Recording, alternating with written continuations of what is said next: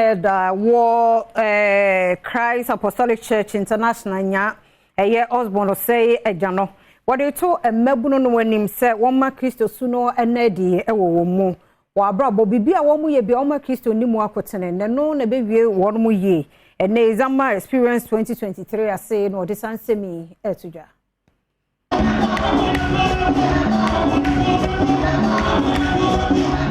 Zamar Experience ye dwumadie bia afibia no mebuno ko World Christ Apostolic Church International ye no ewe nya de hyehyɛ so ewo manyi emu na dwumadie no botaye ne se ode na ase be manyankopon ohwesopane bambo a ode yato asori ne nyina eso abra presiding elder Emma Christ Apostolic Church International ye no we nya osmono se ye jano eni Adom Kasee twetwe nkomo no o hye mebuno twehye ne nyina se wo mama Christ nya omani daso na wonya gidi bo ne mo se ono nkwa nchen na mo betumi afiraba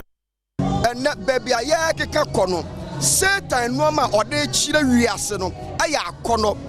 wanhweye ubedi achire ba saa no ma na nyina no ede nipa ko owuo mu ede nipa ko ahoyehia mu erenche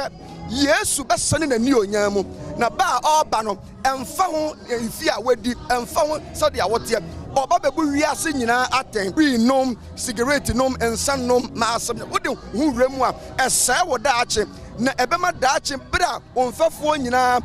omo destiny ababedi wo nsam no wodie na oda so ya dependent a this obi